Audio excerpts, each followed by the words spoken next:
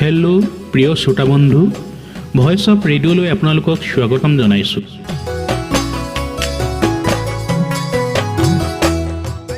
আজি আৰম্ভ কৰিব লৈছোঁ পুৱাৰ ৰেঙনি।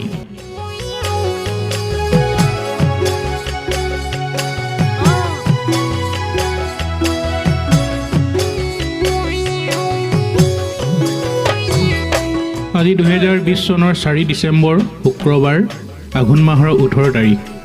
গ্ৰেগৰিয়ান বৰ্ষপঞ্জী অনুসৰি বছৰৰ 338তম দিন আৰু অধিবৰ্ষত 339তম দিন।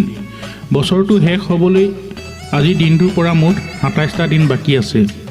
আজিৰ দিনটোৰ সূৰ্যোদয়ৰ সময় হ'ল পুৱা 6:06:20 আৰু সূৰ্যাস্তৰ সময় হ'ল আবেলি 4:47:11।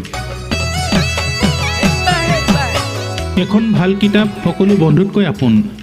বন্ধুসকল গুচি যাব পাৰে, কিন্তু কিতাপখন চিৰকাললৈ থাকি যায়। কথাষাৰ কৈছিল টোপাৰে। প্ৰিয় শ্ৰোতা বন্ধু, আজিৰ দিনটো কেইটামান উল্লেখযোগ্য ঘটনাৰ বিষয়ে জানো আহক। 1921 চনৰ আজিৰ দিনটোতে কবি সাহিত্যিক নলিনীধৰ ভট্টাচাৰ্যৰ জন্ম হৈছিল।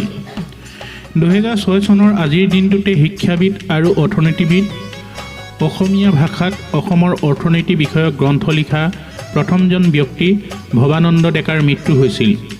2011 চনৰ আজিৰ দিনটোতে সাহিত্যিক, ইতিহাসৰ গৱেষক তথা সমাজকৰ্মী কমতা সাহিত্য ৰত্ন অম্বিকাচৰণ চৌধুৰীৰ মৃত্যু হৈছিল। 2010 চনৰ আজিৰ দিনটোতে ভাৰতীয় ফুটবল তাৰকা ৰবীন গুৰুঙে কলকাতাৰ চল্ট লেক ষ্টেডিয়ামত ONGC দলৰ হৈ ইষ্ট বেংগলৰ বিৰুদ্ধে নিজৰ পেছাদাৰী ফুটবল কেৰিয়াৰৰ পাতনি মেলিছিল। 1997 চনৰ আজিৰ দিনটোতে ভাৰতীয় গণতন্ত্ৰত একাদশ লোকসভা ভংগ কৰি দিয়া হৈছিল। 1910 চনৰ আজিৰ দিনটোতে ভাৰতৰ 8মজন ৰাষ্ট্ৰপতি ৰামস্বামী ভেংকটাৰমণৰ জন্ম হৈছিল। 1910 চনৰ আজিৰ দিনটোতে ভাৰতীয় টেষ্ট ক্ৰিকেটাৰ অমৰ সিঙৰ জন্ম হৈছিল। 1829 চনৰ আজিৰ দিনটোতে লৰ্ড বেণ্টিঙৰ নেতৃত্বত ভাৰতত সতীদাহ প্ৰথা নিষিদ্ধ কৰা হৈছিল। আজি ভাৰতৰ নৌসেনা দিৱস।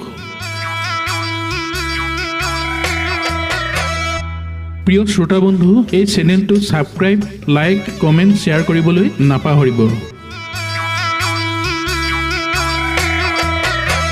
প্ৰিয় শ্ৰোতা বন্ধু, দিনটো শুভ হওক, মংগল হওক, তাৰে কামনা কৰি আজি অনুষ্ঠানৰ পৰা বিদায় লৈছোঁ।